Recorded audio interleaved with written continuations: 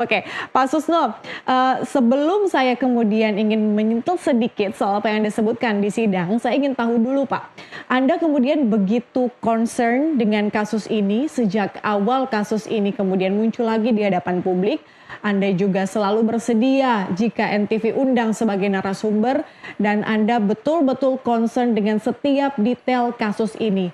Kenapa Pak? Pertama, saya kalau kasus itu berkaitan dengan kemanusiaan, ketidakadilan, saya terpanggil jiwanya untuk hadir.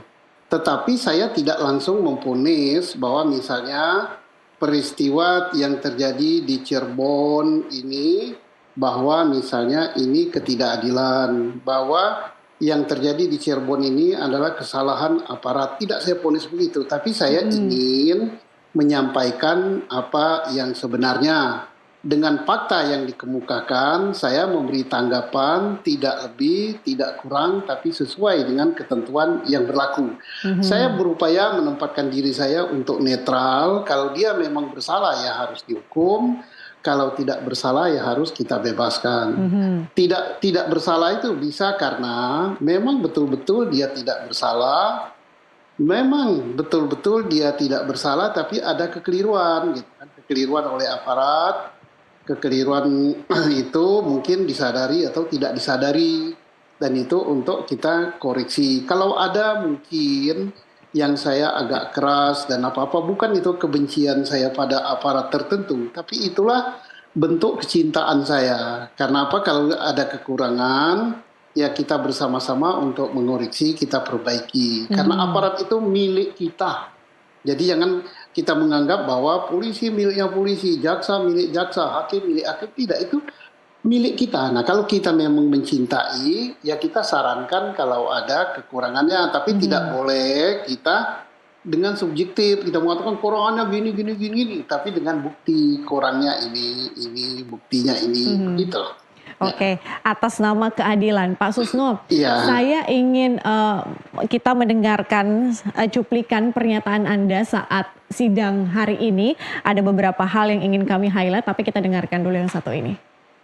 Kalau ada anggota polisi yang melakukan tangkap tangan dalam suatu tindak peristiwa pidana, lalu membawa langsung para yang ditangkap diamankan itu ke kantor polisi, dilakukan interogasi sendiri, lalu diduga ada pakai kekerasan di dalam mengorek keterangannya dari para yang ditangkap tersebut, hasil keterangannya baru dibikin LP. Menurut ahli bagaimana dengan kepolisian? Ya itu udah amburadul ya. Itu mengapa? Apapun istilah yang digunakan, merampas kemerdekaan orang lain, membawa ke kantor, membawa ke suatu tempat, itu namanya sudah merampas kemerdekaan. Nggak bisa pakai istilah mengamankan. Di UHAP itu nggak ada istilah mengamankan. Itu bukan tertangkap tangan ya, Bukan. mengambil kemerdekaannya sudah diambil, dibawa ke satu tempat, ya bukanlah. Dan ingat, tidak semua anggota Polri boleh menangkap. Tidak semua anggota reserse boleh menangkap.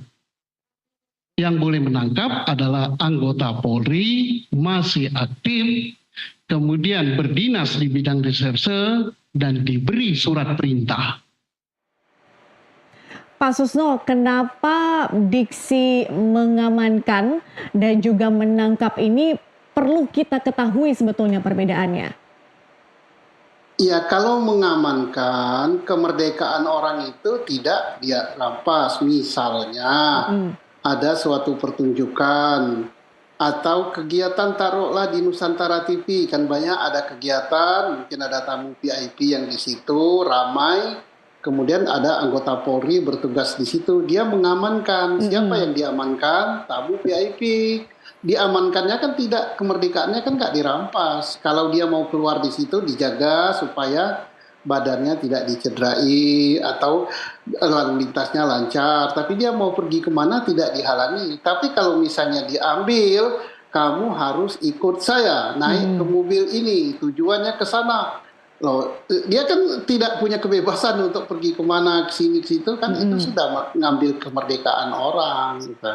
Ya, beda kan, nangkap, ya walaupun mau dikatakan, oh saya ngamankan, ya itu kan hanya istilah halus, ya. Sama aja, harga naik, tidak naik, tapi disesuaikan gitu. Faktanya ya naik gitu kan.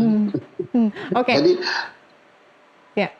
Pak Susno, Anda kemudian dengan berani percaya diri, Anda sebutkan bahwa kasus ini dari awal sudah amburadul.